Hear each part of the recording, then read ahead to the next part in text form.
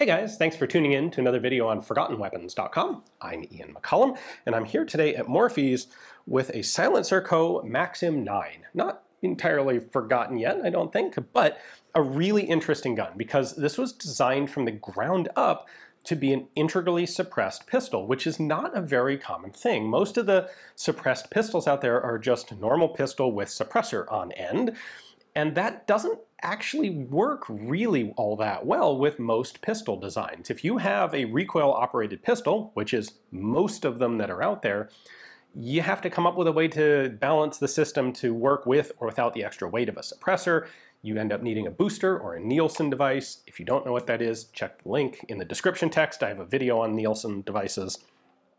If you're going to have a permanently suppressed or integrally suppressed pistol, you really need it to have a fixed barrel. So, okay, start with that. And then, if you're building a suppressor onto the front of the gun, you want to make sure that all of this volume is dedicated to gas expansion to make the suppressor as efficient as possible, which means that all the working parts of the gun need to be segregated back here behind the chamber. So SilencerCo's engineers had this challenge of design an action where everything's in the back half of the slide of the pistol. And that's what they did, and it's a pretty cool design. There are a lot of unique elements in here. So SilencerCo was formed in 2008. Starting in 2013 in particular, their business really exploded. Suppressors got very popular. SilencerCo was well positioned with good products and saw a huge increase in their business. And as the company expanded, the question was, well, what do we want to do?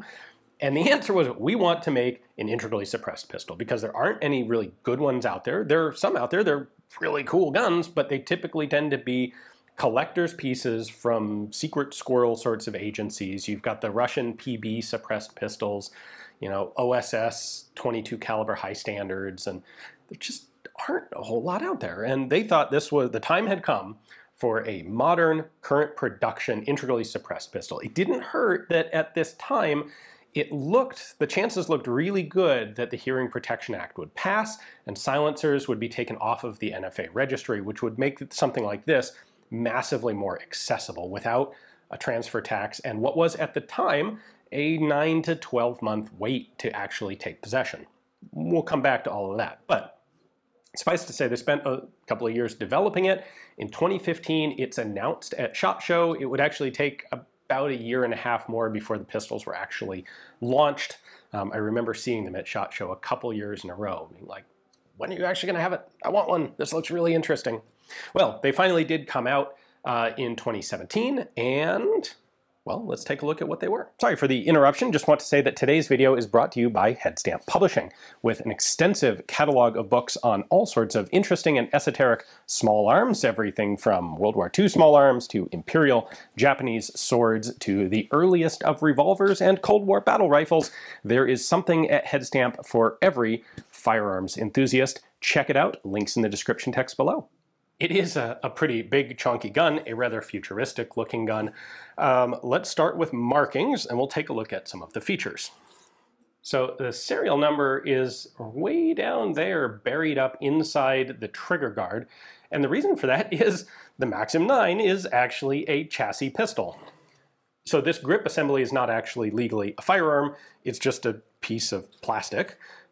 The legal firearm part is the fire control frame inside. SIG was doing that back at this point, but it was a pretty small club of pistols with that sort of design, and SilencerCo was among them. Because this is a pistol and a suppressor, the suppressor has to have a series of legal markings on it with the manufacturer and location and caliber and designation and serial number, and all that is down here on the back end of the suppressor. On the barrel, we have SilencerCo and the caliber. These are all in 9mm parabellum. West Valley City, Utah is where SilencerCo is located. They did put SilencerCo Maxim 9 on the grip frame. And actually, they put Maxim 9 and SilencerCo on the grip frame a bunch because what looks like stippling here on the frame is both texture and Morse code. And I spent a couple hours going through and translating it. So this, for example, it says, we are SilencerCo, integral suppressed Maxim 9, and then the bottom line, I'm not entirely sure what it is. It was a little tricky to read all of this Morse code. All of this down the grip is also Morse code. So I will leave it to some of you guys to go ahead and play around with that and translate it yourself. There are a number of marketing slogans in there. A couple of them just for kicks. They have Fight the Noise, which was a Maxim SilencerCo marketing campaign when these came out. Maxim 9 is on there.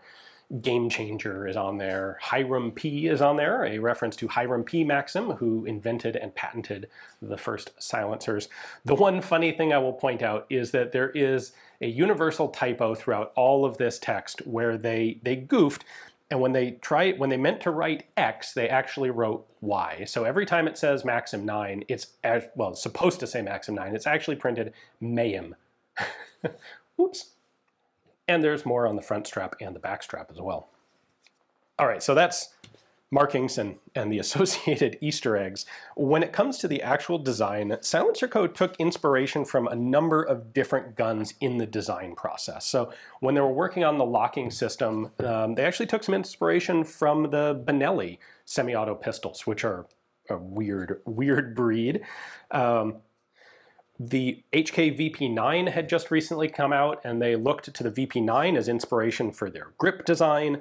The suppressor design was influenced by their salvo, their asymmetric shotgun suppressor, and also their modular suppressors. So this thing is made up of a series of baffles, and you can actually take off the front couple to have a short version of the pistol, or put them all on in this configuration to have a long version. Personally, I like the long version. I always leave mine in the long configuration. Because everything is, all the working parts are contained back here in the slide, it was very easy for them to put a fixed red dot mount on the front end of the gun. The red dot doesn't move, so that's your cycling. Red dot stays in place, which is an excellent design feature. By the way, they made their own adapter plates for the optic, but this actually fits Glock MOS plates, something I don't think most people recognize. There are 3 key mod slots on the bottom, which some people are going to take as a sign of age of the pistol. In reality, they did consider putting on M-Lock, but key mod actually took up less internal volume in the suppressor than M-Lock would have, and so they figured this was going to be of fairly limited use, and it was more important to have the suppressor maximized than to have the best possible accessory rail style. So they went with key mod down there in order to get better suppressor performance by having a little more volume inside. Magazines are just standard Glock mags, so yeah, when 1,000 people say, but does it take Glock mags? Yes, it does.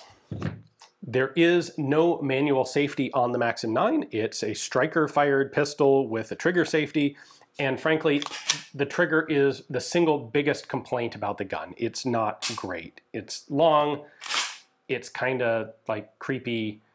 It's not a great trigger. It's a perfectly functional trigger, but it's never going to be a match pistol. But you don't have to worry about it firing on its own or letting off when you don't intend it to. There are 2 guide rods with recoil springs in the top of the slide. They come back to this element.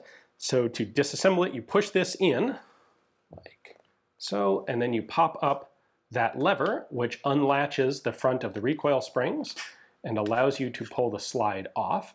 One of the really subtle, clever things in here is normally when you have a system like this, you pull the slide back to a certain point and then lift it off. But you need to make sure that it's set up such that it can't come off unintentionally when the gun's firing. And the way SilencerCo did that was by actually putting an angled track right here. So there are 2 openings right there for the rails on the back of the pistol, but those openings aren't actually big enough for the rails. You have to put the slide on at an angle like that, and then pivot it down, and then it will slide in. So as long as these recoil springs are held, recoil rods are held in place, the slide is parallel to the barrel and it can't come off It only comes off by coming back here, tilting it, and then removing. That's cool, that's clever. All right, the locking system is a proprietary delayed blowback system. There is one little locking, well, it's a recess, it's a delaying recess right here on the left side of the chamber. And there is sort of a locking flap right here that sits in that. So when the slide is all the way forward, the internal element, the breech in there, gets pushed back against a little bit of spring pressure because the recoil springs are pulling the outside piece forward. This gets compressed in. When you fire, it has to pull this rounded delaying flap out of that recess. And that leverages the extra mass of the slide assembly here and slows down the opening so that pressures drop to a safe level by the time it actually starts to extract the case out of the chamber. It's a clever system. The firing mechanism is a pretty conventional striker system. We have a striker safety block right here. If that's not pushed up, the striker can't go forward. When that is pushed up, if I can do it with a hand, there we go, the striker will go forward and protrude. And so we have a pretty typical striker firing system back here where this little ramp pushes that striker safety out of the way when it comes backward, and then the sear release here drops, lets the striker go forward, and fires. Now we can disassemble the suppressor by taking out the two screws at the front. So these are caps. They're actually two full-length guide rails that don't normally come out. There's one, and there we go. There's the cap on the other, and then I can pull all of these pieces off. So there's what you get. At the front end of the basic pistol has a bunch of space behind the muzzle. This is all open. Barrel ends here, so it's, I think, about a 4-inch barrel. And then the first piece of the suppressor is a necessary element. Like, that has to be on there. That fits there. Your two guide rods are threaded into those sockets down there, and they made this, the pistol shipped with a second set of slightly shorter guide rods that you would use if you wanted the short version of the suppressor. And I don't have those here to show you, but it's a pretty simple concept.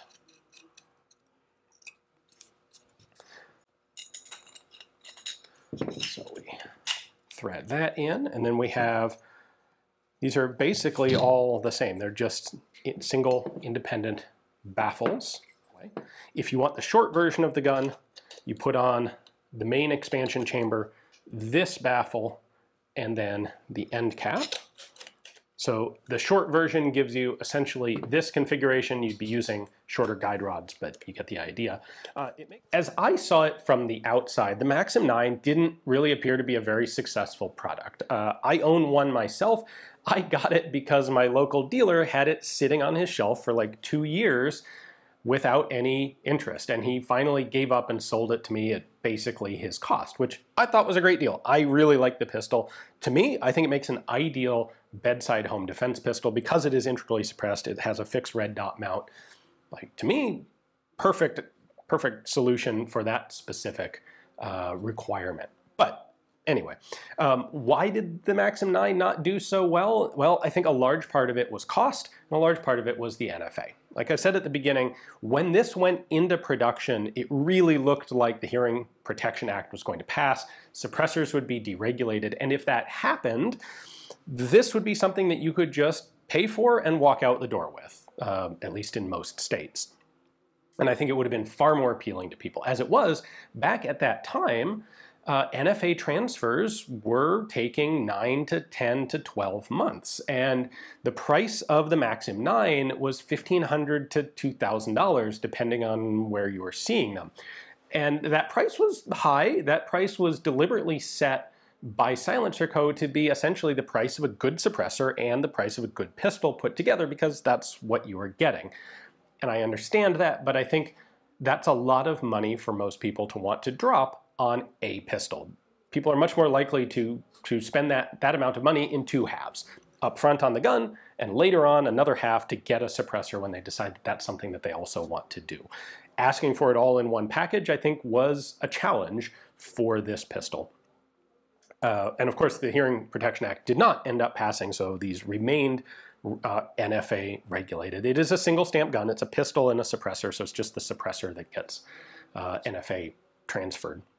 Anyway, as far as SilencerCo is concerned, I spoke to them about it. They consider this project a success. They don't regret doing it. They think it went well. I'm sure it could have gone better. Like, I'm sure they'd have been happy if they sold 10 times as many guns. But with the sales that they made, which were multiple thousands of pistols, they said, first off, it was a project worth doing. It taught them a lot as a company. It really helped to grow and mature the company, forcing them to bring in capabilities like GD&T for drawings and planning, and proper, like, they got a component measuring machine to do really good QC on high tolerance parts. And in that light, it was a project that really did benefit the company. And they didn't throw it out. So they scaled down production in late 2020 and early 2021, around that time frame. And the reason was simply there was another resurgence in demand for suppressors during the early period in COVID, and they didn't have the production capacity to handle the demand for suppressors and the demand for the pistols, which was a lot lower, but the pistols took way more time and energy to produce. And for the time that it took to make one Maxim 9 pistol, they could make something like 20 various suppressors. There was a lot more demand for those. There was a lot more profit margin in 20 suppressors than in one Maxim 9. And so production scaled down, and it never really came back after COVID. Now, they haven't thrown this thing away. They are a little, well, they're understandably reticent to tell me exactly what their company strategic plans are going forward, but this thing's still there. I'm sure they have it on a shelf, and it looks like now we may be facing deregulation of suppressors as well as SBRs in the coming months. Maybe partial, maybe fully. We don't really know. We'll have to wait and see. But if suppressors get pulled out of the NFA, I would have no doubt that SilencerCo is there, will be there ready and waiting with the Maxim 9, perhaps an improved variation on it, improve the trigger, make a few tweaks and changes. We'll find out. It's exciting. I hope this pistol can come back in some sort of second generation form at some point, because I think the concept is really cool. It certainly has some downsides, but it also has some really, really unique upsides. Big thanks to Morpheus for giving me access to this one here to film for you. Hopefully you enjoyed the video. Thanks for watching.